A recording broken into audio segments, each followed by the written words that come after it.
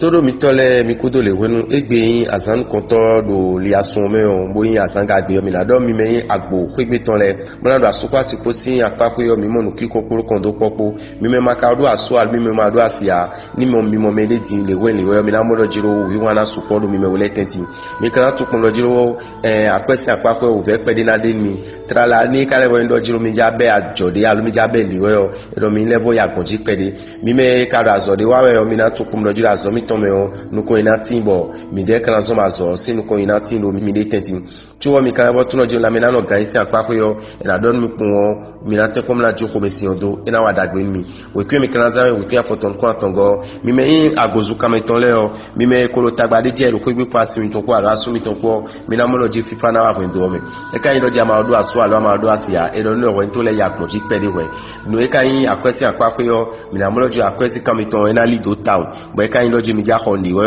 e lo je gbe sin asangbe yin bo mi na ho mo koton la me na lo gan isi apako yo ndudu mi ton mi ni pon bodu tuwo ni e kan yin azo si apako yo mi na do mi pon lo jiro ni u ve debude alo ndi ero tabado mi azo si apako yo mi na mo pon mo koton mo ko ina tinu azo mi ton alo ajo mi ton we kwe mi na za we kwe wogo mi me kan we robule mi na do mi lo planet yo venu so e na ton kondo ko anu asupa sipole bo kan do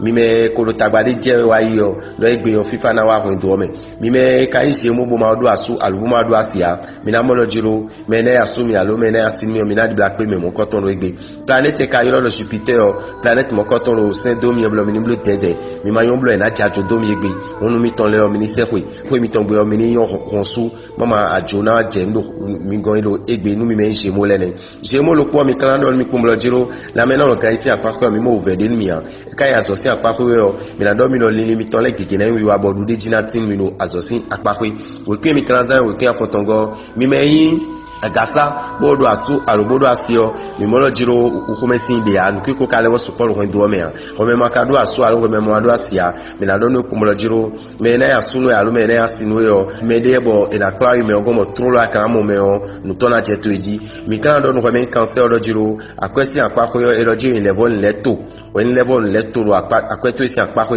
alu ajo to isi apako ena so mo dagbe na tinwe tu akana to kumolo jiro aniyon durudu do nduru gbegle na bi gumenu ebo kana don ove anu ero lame lo po mi to kan cancel mi na don mi kumlo jiro mi ni blo dede pro asogbe mi ton lepo mama eya don mi do ho gege mi akoba me we kwe mi kana za we kwe afoton ko go mi me kini le mi na don mi kumlo jiro mi na tun lo jiro asupa siposi apako yo awajije na di konto kona di bo won yin de bo mi na lebo je di do no asumi tonji alo asimi tonji bo kana tun kumlo jiro we me yin le yon bo ma do asu alu ma do asia ayi won yin si apako yo ena inu mona lo tatu me tawo egbe si anzangbe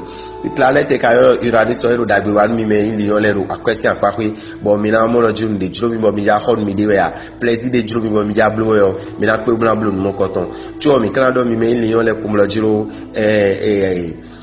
la mena lo kan isi apako yo lo ko de na bi mi pon won lo juro mi ni tempon bo ne treyin de no na hun me hun mono na ho minite ko mono blue mo ko ton lokolopo ena no sombo mi na mo lo jiro emi de so emi lo dagbede wa ro gbe obe mi me kai lion le mi na do mi lo jiro asosi apako de so mi ni blue tete bo tun lo jiro ho mesin gege na wa ro asosi apako we kwi mi kan za we kwi woloko go mi me yin yon da lo jile o mi mo lo jiro asupa si positeti yon o ve pede na de ho mesin pede na de e ka lo jiro yin de taga de bu mi ni te mo jije bo de ko ni osin bo nu ko ni oni ya wa ibo ni mi ni ndi bo kon mi me maka asu almi me ma do asile a mi na molo jiro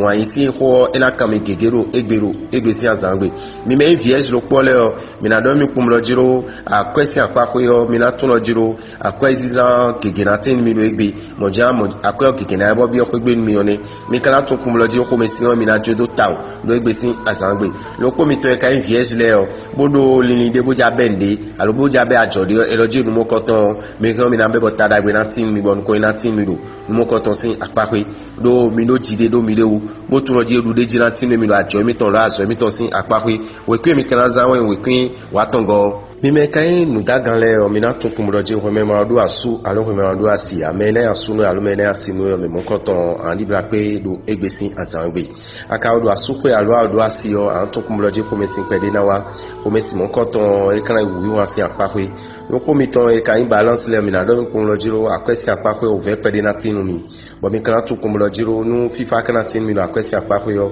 mi je so na ya titeru mi de wu mime kan balance le o e la mena no gan si apakwe yo mina don kumro jiro gan ko lo me di mi de boji o supo mi ni keklemo nu mi ni tenko mo na wo tripe de le ni to mama no ena yi pumo si apako yo awuve mo koton na tinu mi eyin azo si apako yo mi na don kumro jiro mi na tun lo jiro ni mi ton le gege na wiwa bo dude jina mi ton la so me bo no ele mi le yo mi na pe mo na biblioto we kwi mi kanza we kwi afoton kun lo pogo mi me yin on kekele le mi na don kumro jiro planète no yo Pluton planète mon coton ena do tawa pedu mi lo asupa sipositeti bo no mi kono blo we bi we no mi kusura ba blo no coton mi pondo do jiro eyin do jiro we de bunu o mi no du jemina do egbe o kuso juro mi o le juro mi asumi to na do mo mi alo asimi to na so na do mo mi me kai scorpion bo ma do aso albo ma do asio mi ni tun lo jiro dagbe na tin mi do apa ni pe eyin akwesi apa ko yo edo dido ko mo lo jiro no ayi metoni do te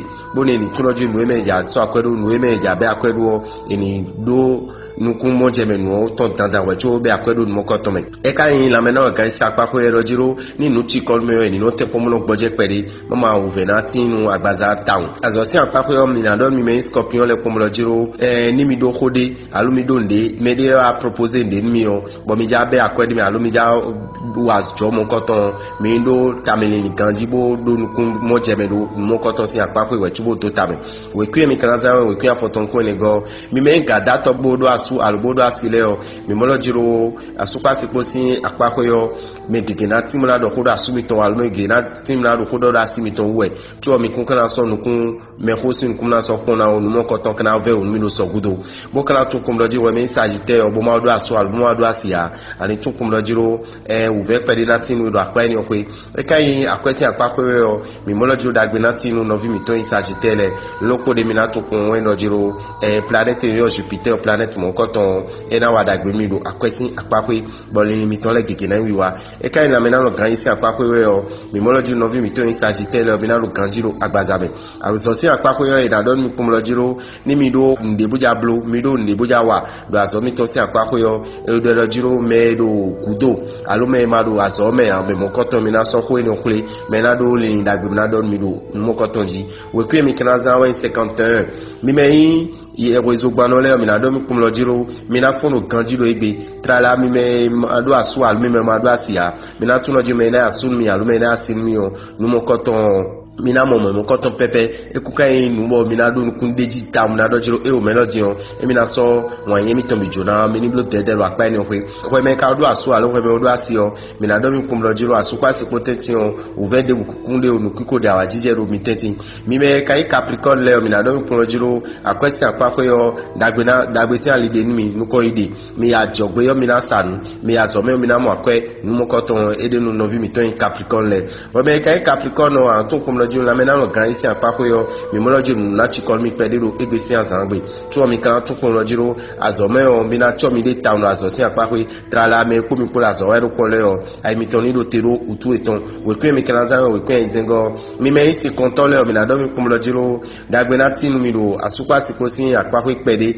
amo nouvelle do mede o ena supo me ma ka do asu al mi me ma do asile a mi na tun me na asun mi alu me na asin mi o me mo ko to mi mo ekun gloro egbesi azangbe o e ka yin akwesi apakwe o mi na don no vi mi ton yin verso le kum lo jiro mi level son le do lesin teme akwe nínú akwesi teme nu teme le o mi level toto mi to ganji ja mi na mo lo jiro akwesi kamiton ena level lido ganji bo mi kan tun kum lo jiro egbesi azangbe o mi ni ten kon bonu amlo no don mi me no yo si eso amomo koton mi si to ena wada gbe mi ro agbazame azo si apakwe o mi na don no vi mi ton yin verso le kum lo jiro nu gege na tin aloko gege na tin mo mi na do azo mi ton si apakwe alo ajo mi ton si apakwe bo mi so ai khade konja we o nu mo koton ena mi pato we kwe mi kan za we kwe kin wego meme wevile mi na do mi pomlo jiro asupa si potenti on kiko de awajije de kondo pode ko me makado asu alo me mado asia anatu pomlo jiro nu mo koton emi na mo do egbesi ansangbe o ekun deji o e kan ya question apako yo mi na do no vi mi ton poisson le pomlo jiro dagbe na tinu yero question apako lu deji na tin yero question apako me kan e bo kanji la bazame e kan ya azosi apako yo mi na do ngwe me poisson mi na do no pomlo jiro lini ya na do aloko ya na do azosi apako azoto si apako alo ajoto si apako yo ko mo koton me digira pedo be kan dagbe nwe we kun ya san we kin kunu ko atongo da me ora bitansin gbese emide bo so eli asun we lo ena sun dagbe nu loko miton ena chenu